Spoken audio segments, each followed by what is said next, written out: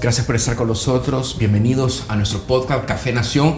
Hoy tenemos una invitada de lujo.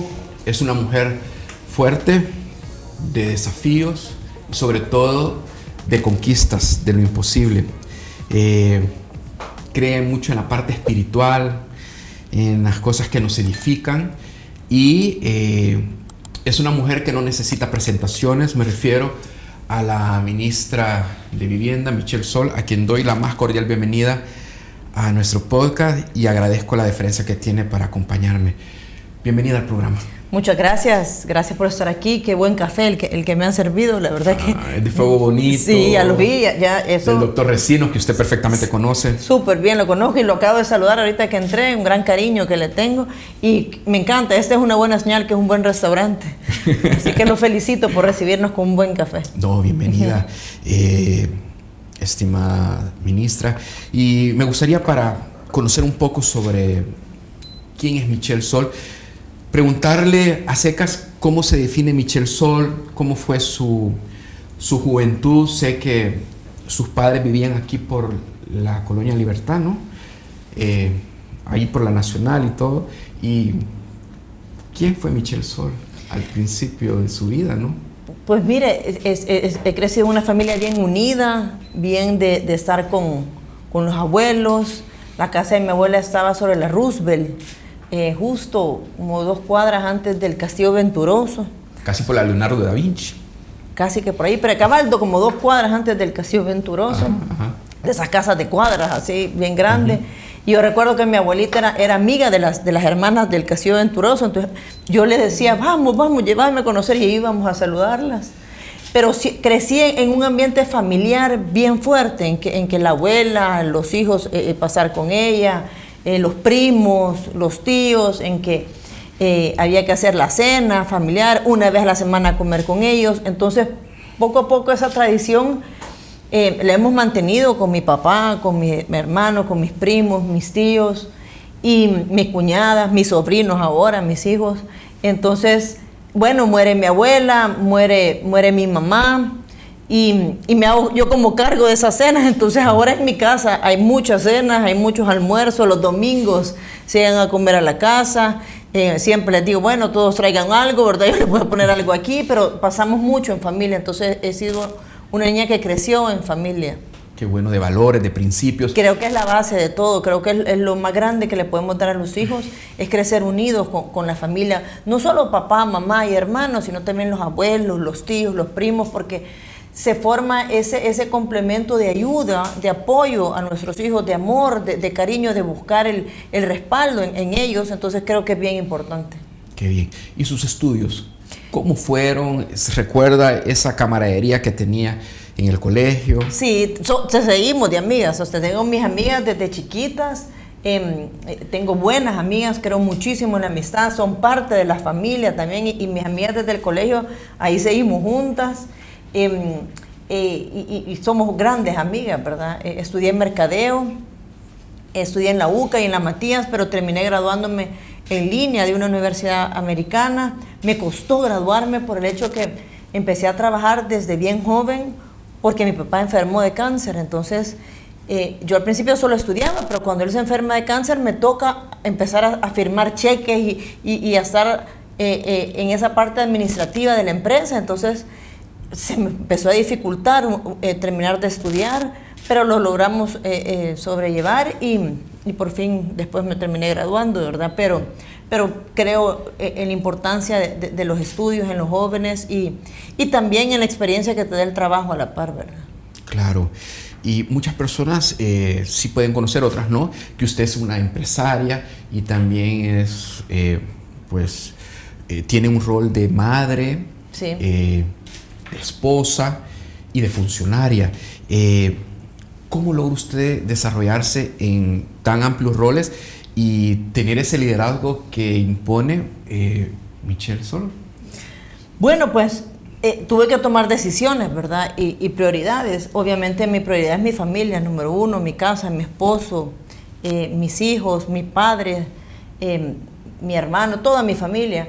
Pero de la empresa tuve que prácticamente delegar y porque tomé la decisión de ser funcionaria. Cuando conozco esa parte de Nayib Bukele, de funcionario que iba como alcalde de Nuevo Cuscatlán, a mí me llama mucho la atención y yo le ofrezco, le digo, mira, yo quisiera ayudarte en algo, ahí ves que tú querés que te ayude, porque yo nunca he andado en cosas de política, ni mucho menos, pero me imagino que vas a necesitar ayuda y gente de confianza. Entonces él me dice, sí, fíjate que sí.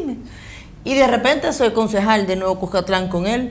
Entonces desde ahí empezó como otra carrera, ¿verdad? Una carrera de funcionaria que te abre puertas pero no puertas a uno, sino que las puertas de ver la realidad de un país golpeado, de un país con mucha necesidad, con muchas carencias, con muchísimo que uno le pudiera dar al tener estos puestos. Y yo soy fiel creyente que estos puestos son dirigidos por Dios y que Él pone a los funcionarios que Él cree que van a dar lo que necesita la gente.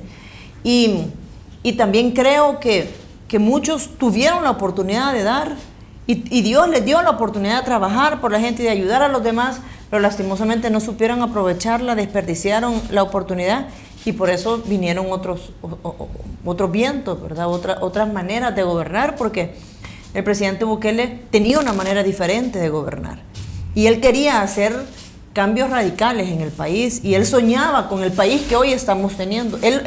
Yo que lo conocí hace 12 años en este medio de que quería ser funcionario, porque él es una persona que viene de la empresa privada. Yo tuve el privilegio de comer con el papá de él, de ser parte de su familia, de su mesa, de decirme él que yo era parte de ellos, que no sabía si los Castro lo habían adoptado a él o los Bukele a nosotros. Él siempre se expresaba porque era un hombre que se entregaba y daba mucho. Entonces me acuerdo una vez en una cena nos dijo, yo no sé quién de los dos nos ha adoptado, si nosotros a ustedes a nosotros, pero ustedes ya son de nuestra familia. Entonces el presidente Bukele viene de una familia también muy unida y trabajadora, porque don Armando es súper trabajador y lo respetaban mucho sus hijos, todos sus hermanos. Y yo veía cómo Nayib no tenía necesidad de ser funcionario, si él tenía todo en su vida, pues tenía un papá que había hecho mucho dinero con un montón de esfuerzo y que necesitaba de sus hijos que le ayudaran también a continuar su trabajo, pero él decide dedicarse a trabajar por el país, a construir el país que él soñaba, y había algo en él que me hacía creer que lo iba a lograr. Y miren, esto que hoy estamos viviendo es lo que Nayib Bukele soñaba para su país. Interesante, porque cuando los periodistas conocemos a don Armando Bukele, cuando ¿Usted lo conoció? Y lo entrevisté. Ajá. Algunas veces cuando él hace aquella cruzada del 911, de ir a explicar a los medios de comunicación el tema de las religiones, qué era el Corán, ajá, qué significaba ser musulmán, que aquí había una mezquita, ajá, y que no eran los terroristas que decía la gente, ajá, George Bush. Uh-huh. Entonces viene una manera de que él, desde su sabiduría, logra construir un conocimiento para El Salvador, ¿verdad? Uh-huh. Y sobre cómo se busca el bien y qué significa Allah y qué cosas son permitidas y qué cosas no son permitidas. Uh-huh. O sea, desmitificó esta religión. Pero más allá de todo eso, señora ministra, ¿cómo era su vida antes de la política? Bueno, normal, una persona siempre que, como le digo, con mis amigas, siempre en temas me gustaba mucho bailar ballet, me encantaba ir al Teatro Nacional de pequeña a ver obras, iba con mi mamá, me acuerdo, seguido. También los viajes familiares, ¿verdad?, que nunca faltaban, que desde chiquitos nos llevaban a algún paseo o a algún lado que queríamos ir o que ellos podían llevarnos. Las idas al mar, o sea, siempre que nos íbamos al mar. Y siempre aquella unión familiar, ¿verdad?, por salir adelante juntos, por respetar el trabajo de mi papá, por ayudar a los demás. Mi mamá tenía un corazón bien dadivoso y siempre estaba ayudando a quien necesitaba. La recuerdo que de repente se ponía a hacer canastas ella para ir a regalarle a alguien que creía que la iba a necesitar, pero no era que ella iba iba donde alguien X porque su corazón le decía que esa persona necesitaba ayuda y salía siempre que de verdad necesitaba ayuda. Entonces tenía como ese instinto para ir a ayudar a la gente, y eso se lo aprendí a ella. Y mi papá también, fíjese, ha sido un hombre que le ha ayudado a tanta gente, pero a tanta gente a lograr a cumplir sus sueños y siempre dándole a los demás. Entonces hemos tenido una vida de compartir mucho en todo sentido, económicamente y tiempo, porque a mi papá le gusta mucho el campo, le gusta bastante el campo, y yo me acuerdo que siempre nos ha llevado a compartir con la gente en todos lados, a comer de todo, a vivir momentos, pues, y así ha sido mi vida, tranquila, de joven con mis amigas, que para mí la amistad es súper importante, creo mucho en la lealtad de los amigos, y ahí seguimos. Ahí estamos viendo ya la cena familiar de diciembre, que son los amigos que yo tengo desde el colegio, claro. Y seguimos juntos. Ya, pero usted se gradúa de un colegio bicultural o una escuela bicultural, y me está hablando de los valores de sus padres, de sus tradiciones y sobre todo en el honor que había en la familia. Cuando usted se da cuenta que nuestra sociedad es desigual y hay personas que tienen muy poco y hay otras personas que tienen más oportunidades, y esa visión de su papá de ayudar a los más necesitados, incluso su empresa es líder en el sector, pues, de alimentos, y quieras o no, ustedes generaban empleo o generan empleo, pues. Generamos, gracias a empleo. Mire, siempre supe, la verdad, que el tema de ayudar a los demás, porque mi papá también tenía ese lema que hay que producir para ayudar dando empleo. Él tenía eso siempre presente, y siempre recuerdo cuando yo estaba pequeña que cuando habían tormentas o habían emergencias que nada que ver, que estuviéramos en política, a mi papá nunca le gustó estar metido en política, jamás, sí. A pesar que tenía parientes que habían estado en política, pero él nunca, y amigos, tenía buenos amigos que estaban en política, pero él siempre estuvo apartado, nunca le gustó meterse porque decía que no le interesaba. Mi abuelo era un coronel, que le ofrecieron una vez una candidatura a la presidencia y la negó, la rechazó porque no creían mucho en la política.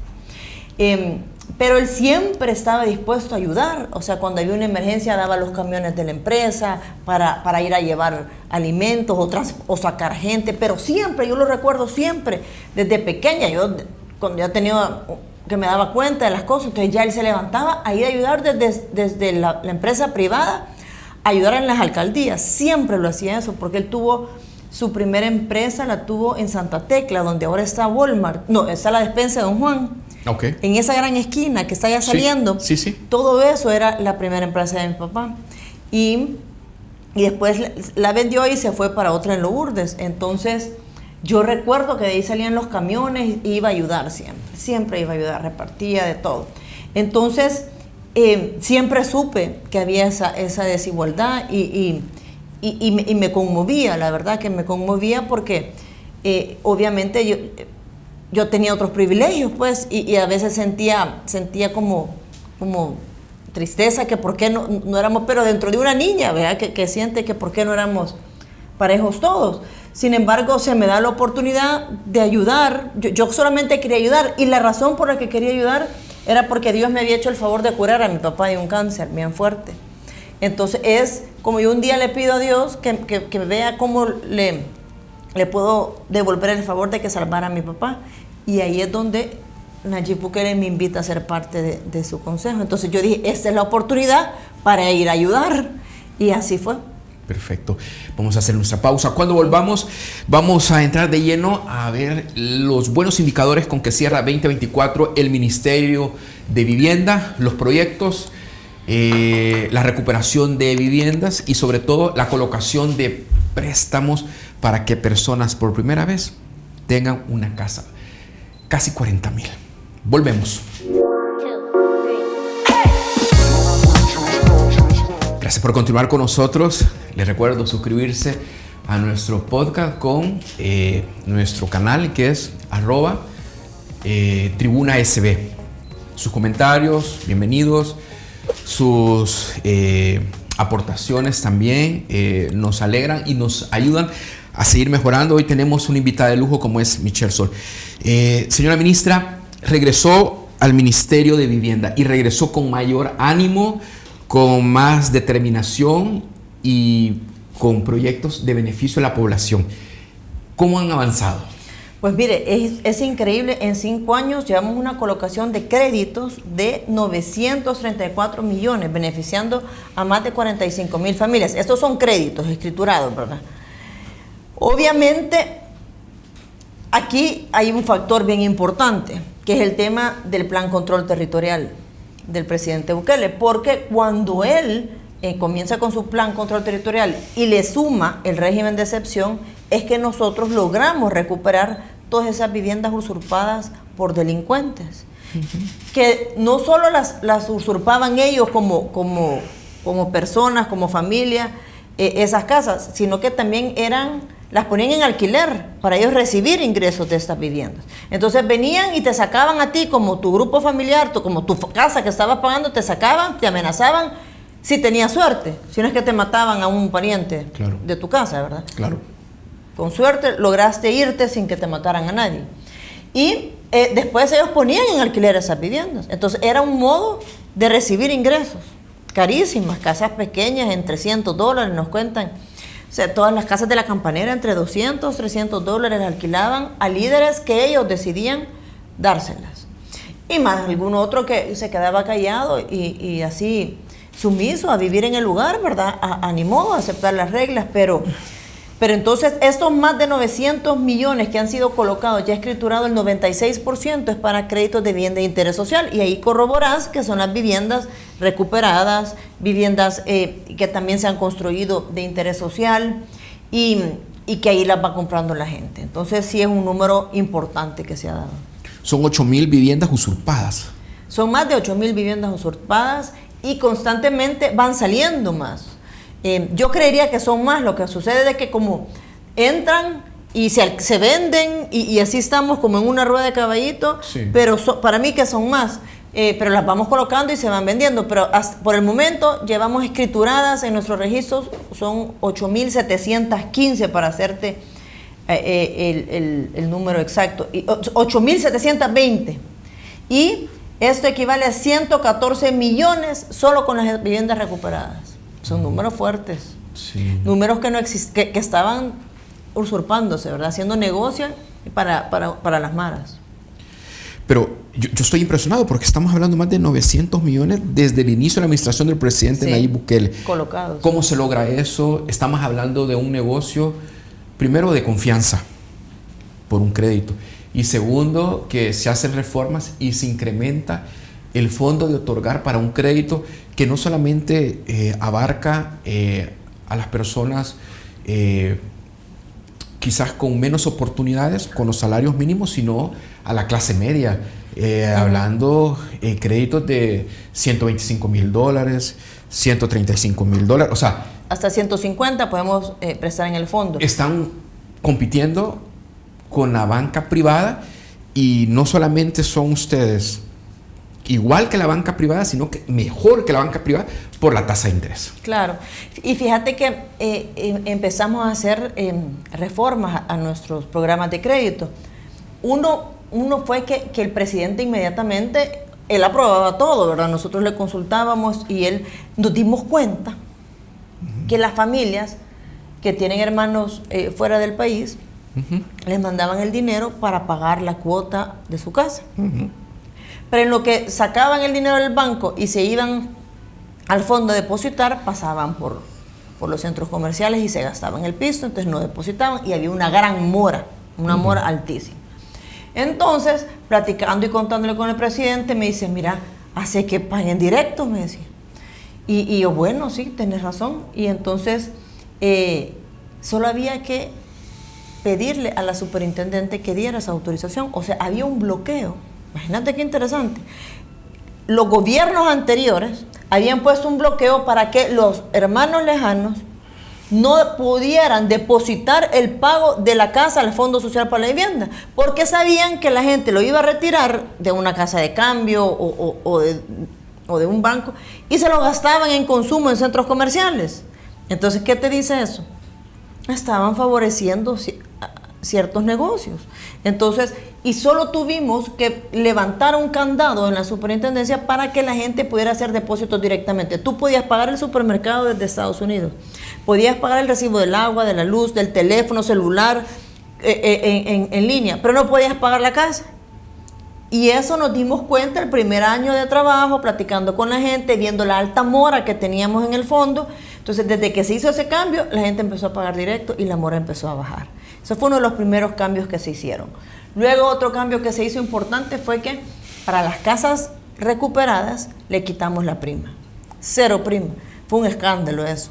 ¿Cómo van a creer que van a poner 0 prima? Nos decían los ejecutivos del fondo todavía. Sí, es que son políticas de riesgo. Son políticas de riesgo. Que están en el Acuerdo de Basilea, que son bien restrictivas. Exacto. Y prácticamente lo limitan a uno. Y hay personas que están con calificación C en DICOM que no tienen oportunidad de acceder a la banca privada. Pero necesitábamos ayudarle a nuestra gente.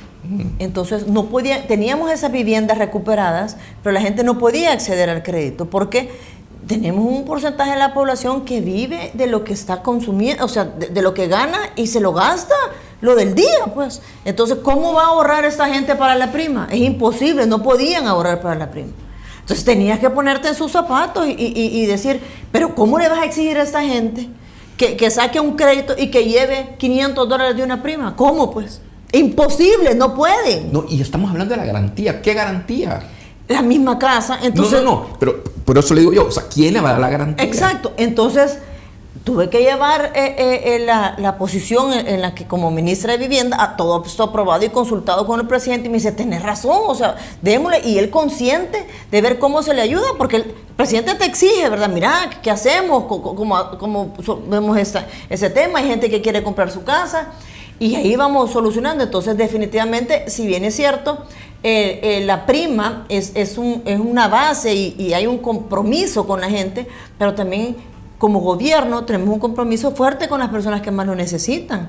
Entonces, el quitar la prima, 0 prima, 4% tasa de interés para vivienda recuperada, y llegamos hasta el 3% de vivienda recuperada, es una gran cosa, pues, porque prácticamente llegaban a pagar el alquiler. Tenemos cuotas de $40, $60, en lo que la gente va pagando como un alquiler, pero ya está adquiriendo su casa. Y esos son las 8.750 viviendas que nosotros hemos ya escriturado. Obviamente es una tasa subsidiada por el Estado, ¿verdad? Pero la hemos sacrificado para poderle ayudar a quienes más lo necesitan. Pero ese liderazgo del presidente Nayib Bukele y su iniciativa como ministra de Vivienda permitió la articulación con el CNR, la articulación con ANDA, la articulación con el distribuidor de energía, porque esas casas recuperadas tenían una mora incobrable, eran conexiones piratas. Totalmente. Y de alguna manera la voluntad y la decisión del presidente Nayib Bukele ha permitido que estas personas, 40,000, puedan contar hoy con una casa y poder tener el principio de un patrimonio que se va a heredar a sus hijos. Así es. Y seguimos sumando porque pusimos 0 prima, 3% tasa de interés para vivienda recuperada y 0 prima, 4% tasa de interés para vivienda nueva. ¿Por qué se hizo así? Para que los constructores privados comenzaran a hacer vivienda nueva y que supieran que la gente iba a tener acceso a ese crédito. También le pusimos que podían ser 2 personas que presentaran sus ingresos. Uno puede ser un ingreso formal, otro puede ser ingresos variables, y así tener más respaldo para poder llegar al número. Interesante. Fíjate que solo en octubre se otorgaron 15 millones de créditos. O sea, 15 millones, esto equivale a 571 familias que ya viven en su casa propia en el mes de octubre. Claro.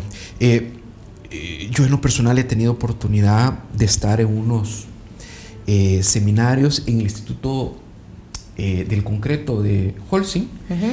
Sí. Y entonces ahí siempre hay un análisis que se va actualizando el déficit habitacional que hay en el país. Y han habido funcionarios que han tenido una visión pues bastante vanguardista, tratar de facilitar la vivienda. Y yo le quiero hacer una pregunta básica, señora ministra. ¿Qué significa para una familia tener casa? es la base de todo. O sea, la vivienda es la base. Mira, yo siempre he pensado que después de que te maten a un pariente a sangre fría, el crimen más grande es el que te saquen de tu casa. Y eso nos ha pasado en el país, que muchas familias las han sacado de sus viviendas. Y la vivienda es la base de la familia, es el hogar, es a donde tú vas y descansas. Te permite que si la gente se puede quedar sin trabajo, la gente se puede quedar sin enferma, la gente puede divorciarse, la gente puede estar en un mal momento, pero si tiene una casa a donde descansar, a donde dormir, a donde esperar el nuevo día, tú te levantás diferente al día siguiente. Entonces puedes seguir otra vez, comenzar y empezar de nuevo otro día más y salir adelante, salir a buscar trabajo. Pero ¿qué ha sucedido en nuestro país? Por décadas no hemos tenido viviendas. La gente ha tenido que salir del país, emigrar y ha sido triste, pues, pero este tiempo con Nayib Bukele ha cambiado y de verdad se puede decir con propiedad que el presidente Bukele ha hecho unos cambios radicales en la forma de vivir y uno ha sido la vivienda, a pesar que el enfoque principal del plan de gobierno del presidente comenzó con la seguridad, la salud y la educación, pero él quiso que también se hiciera el Ministerio de Vivienda para empezar a trabajar y hacer esos lazos que se están haciendo y que se está trabajando y que los números no mienten, que los números son claros, fríos y reales y ahí están. Y la respuesta de la gente es sorprendente, pues, de cómo querer mantener su casa y no quieren perderla. Claro. Bueno, ya hemos escuchado que dato mata relato. Señora ministra, algunas de las decisiones que toman los funcionarios los marcan y los potencian en el beneficio de la población. Y usted tomó la decisión de enfrentarse a esas notificadoras sí, con la mano en la ley y respetando todos los derechos que confiere, pues, la seguridad jurídica de nuestro país. Y se ha transformado y por fin los políticos dejaron de jugar tremendo con ese derecho que tenían las personas de tener su casa y hay veces que uno terminaba de pagar su casa y nunca iba a ver esa escritura, nunca. Jamás. Entonces yo le quiero consultar, ¿por qué lo hizo, señora ministra? Por hacer justicia, de verdad que, y te voy a contar algo fuerte, realmente esto era un tema para no saberlo nunca, porque era una mafia de notificadores para estafar a la gente de una manera de por vida. De hecho, eran 40 años y yo estoy firmemente segura que logramos desenmarañar esto gracias a que fui alcaldesa, porque yo, siendo alcaldesa, empecé a ver esos casos. Llegaban a donde mí las comunidades a pedirme que les ayudara a legalizar su colonia, su comunidad. De hecho, ya te voy a contar algo, pero impresionante. A mí, yo buscando cómo ayudarles, porque decían, hay que ayudarles a estas familias dentro de mi inexperiencia como alcaldesa en ese momento. Bueno, contraté un abogado que me dijo que le iba a legalizar. En ese caso teníamos a la Comunidad Esperanza y la Cuartería.